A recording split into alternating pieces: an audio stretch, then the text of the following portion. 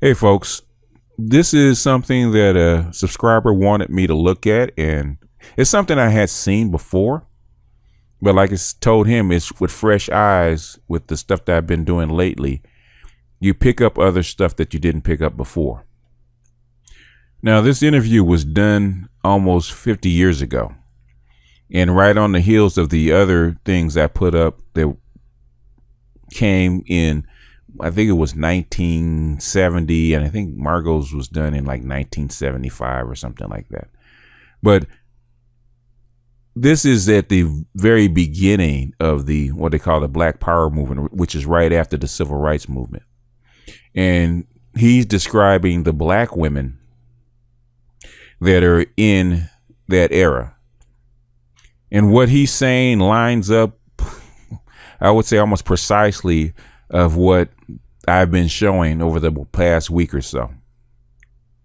So I'm going to play the clips from Hezekiah Music College's with James Earl Jones talking about black women and why he actually married a non-black woman and the dynamic. So I'm going to show this and I'll be back on the other side. Jim, do black men marry white women because of the nature of black women? I know in some of our earlier conversations you mentioned that the black women you've met have been uptight. What do you mean by that? Well, I'll answer the one question, what do I mean by uptight? Going toward a more militant attitude about their own identity. And in many ways are way ahead of the black man, because I don't know why, but in many ways are replacing the black man. There's a whole, there's an almost an unfeminine aspect of the black militant woman. Do you find that some black women you've known, out of your personal experience, blame the black man for what happened to them in slavery, even today? Of course. You know, if the black man, regardless of the causes, failed to protect her, left her in a position where she had to sell herself or bargain with her body and so on. Yes, you know, she had there's a resentment about that, but it's very complex now. You see, I think in another generation you'll get a whole crop uptight about their position in society. There are many, because I'm generalizing now, many are overreacting against Aunt Jemima, the Aunt Jemima image, the submissive Mother Earth type, unselfish, all-giving, especially all-giving to the white man, sexually and in the kitchen, every other way. And she's also overreacting against the problem of having to be the breadwinner, the matriarch of the house. The myth of the black matriarch is really a myth, because she is not. It wasn't her choice. Many black women, I'm sure, once they found this job had a certain social and political dignity to it, relished it and wielded the rolling pen, you know, like any minority group mama would do. But no matter how much she might relish it, it wasn't her choice to begin with. She would always have preferred the black male to have run the house, to have saved her from white rapists, white slave owners, you know. Why did you marry Jim? But first, do you know what Jim means by by the uptightness of black women? Oh, yes. You've been in the theater. Well, I've felt it. I've sensed it with almost every black woman that we know, whether they accept me or not. You know, whether there's always a tolerance, but there's always hostility behind it. I can understand it intellectually. Thank God I didn't have to go through the process that made it occur. I happen to think it's a good thing that they're showing hostility. I think it's the only thing they can show at the moment. And I think out of the hostility, I think that's a healthy sign. I think out of that. Now, let's get this out of the way first before we actually get into the other parts of it. Like most guys, in the conscious community or otherwise that are black men, they're talking about dating outside their race, especially back then, especially the older men. They never really blame black women for basically being who they are. Black men understand the conditions that was around that created this modern version of the aggressive masculine black women. Hell, even W. Du Bois noticed that back when he wrote his book, The Philadelphia Negro. The same thing was going on, that it was an inability because of racism, because of Jim Crow, slavery, whatnot, the inability of black men to actually hold his position as far as a man in the society. There are black men that still carry guilt about that. I mean, they really do. So for the most part, black men don't blame black women as far as that is concerned. It is what it is. But hell, there's nothing you can do about it. When you're a conquered people and you were a conquered people, you're enslaved.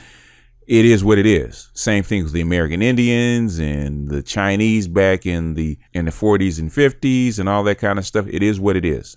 But what he says is that because they were put in that position, they began to relish being in that position. They began to put their self-esteem behind being in that position. And they became the matriarchs. They wielded the rolling pin. They wielded the power, and they started to identify with it. That's also something you noticed in the Philadelphia Negro, the Black Family, the Monahan Report, on and on and on. Black women are relishing this matriarchal role. Now, James Earl Jones calls it the myth of the black matriarchy. It can't be a myth if it's happening. It can only be a myth if it actually is not happening. And everybody knows that it is.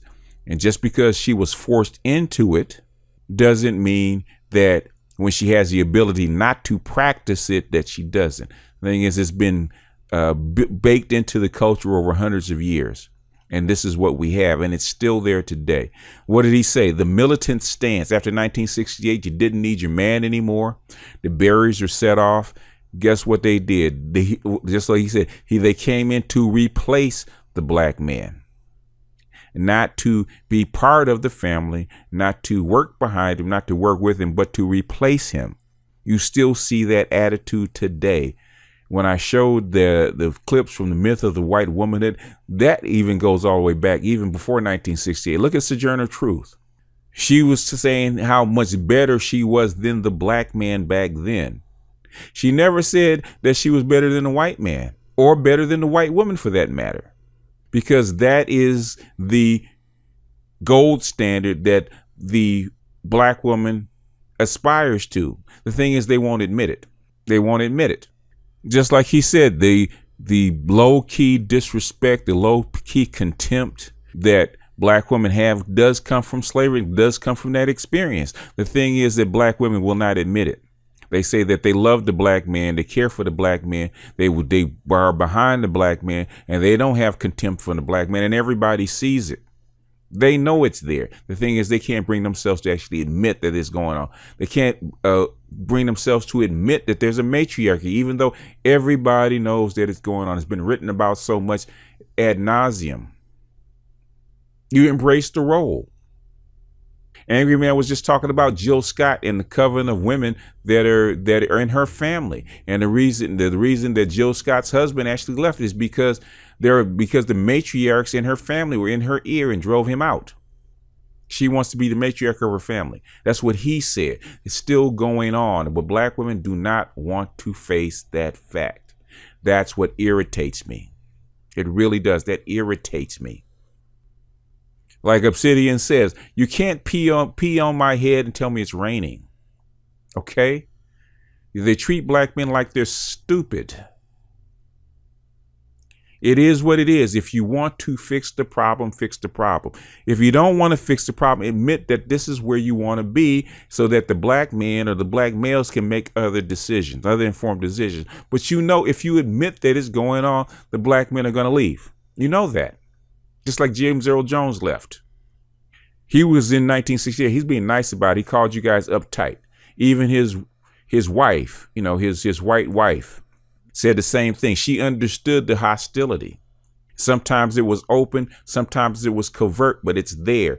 Every black woman knows that it's there. Every black woman knows that it's there in America. I'm not talking about the ones from the UK. I have no idea what goes on in the UK. Let me get that up front right here, right now. I don't know what goes on in the UK. I don't know the male-female dynamic in the UK.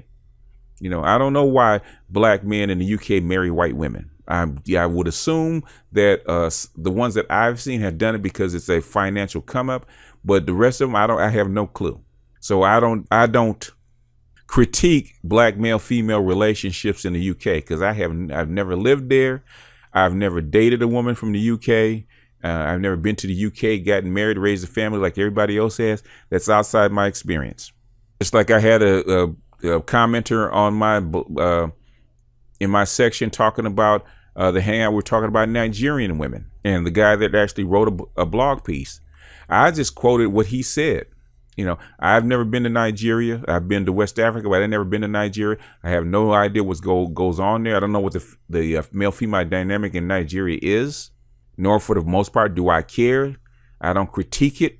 All I can tell you is about the Nigerians that I've met that are here, and what they do here, and how they have clung to feminism and that kind of stuff here, because this is where I live.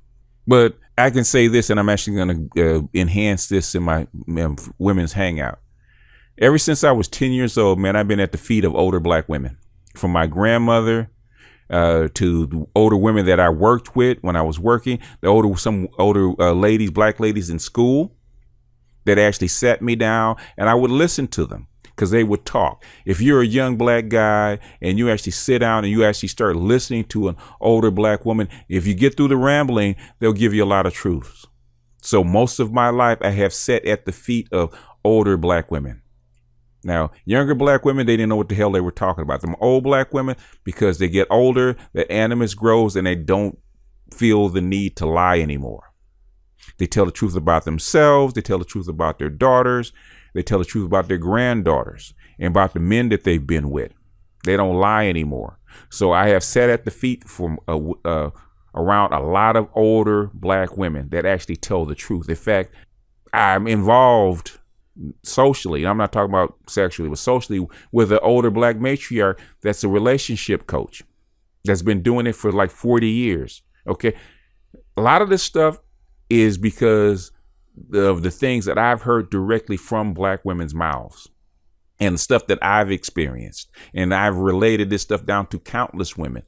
So black women say, you don't know what you're talking about. Yes, I do. And I know what you're lying about, because I've heard black women, older black women, tell the story of what their lives in a women's circle almost, where they sit back and they actually tell what they did to their guy, what they believe, how they may have used the guy or not used the guy, what they put up with and why they put up with it, what they discovered after years of putting up with it, and what it was.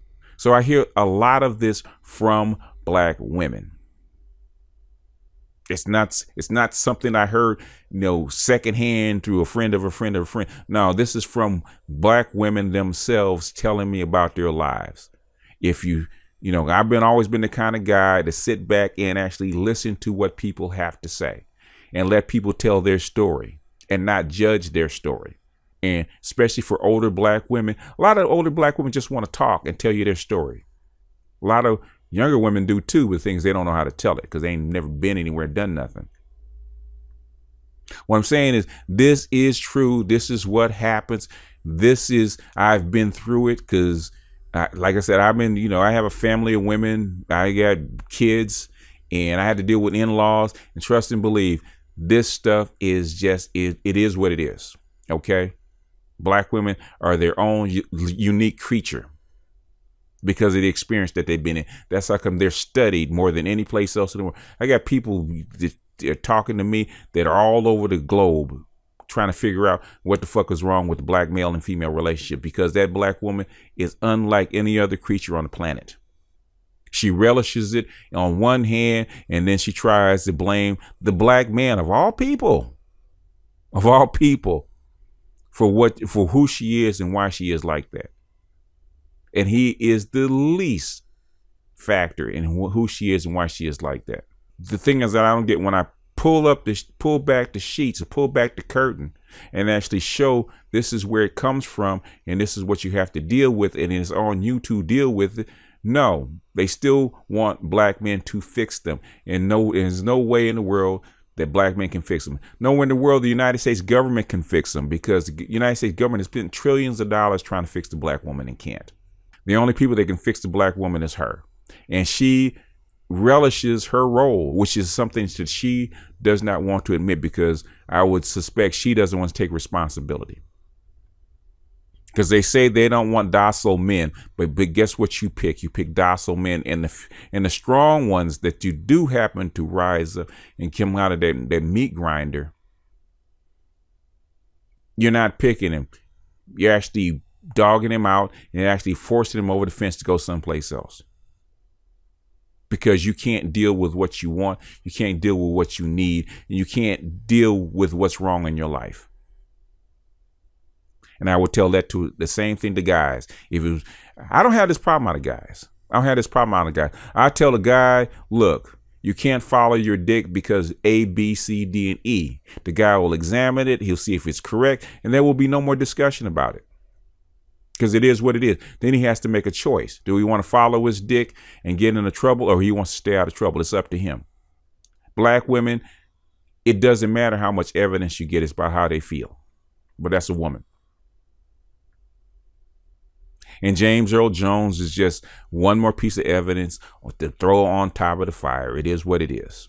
But you can evaluate it for yourself. You know, his words speak for themselves. I'll see if I can find the link for this thing, and I'll put it in the description in case you want to look at the whole thing.